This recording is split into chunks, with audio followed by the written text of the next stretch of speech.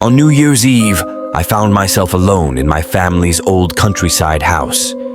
My parents had gone to a party in the city, and I, preferring the quiet, decided to stay behind. The house, a large, creaky Victorian mansion, had always spooked me a bit, but I never believed the local tales of it being haunted.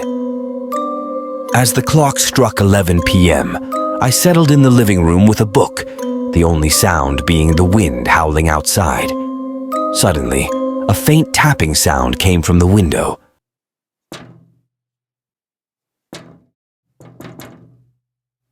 I glanced up, expecting to see a branch or something similar, but there was nothing there. Shrugging it off, I returned to my book. Minutes later, the tapping returned, more insistent this time.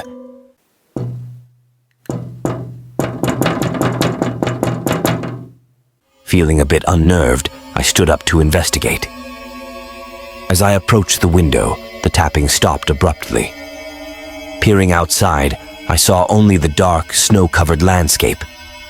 Just as I was about to turn away, a face appeared on the other side of the glass, pale and distorted, with hollow eyes staring right at me. I stumbled back in shock, but when I looked again, the face was gone.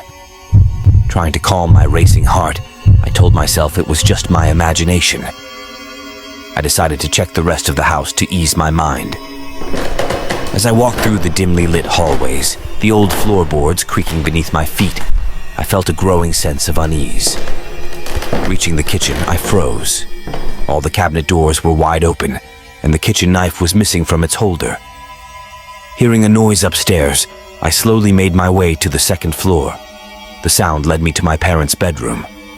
The door was slightly ajar, and as I pushed it open, I saw a figure standing by the window, back turned to me.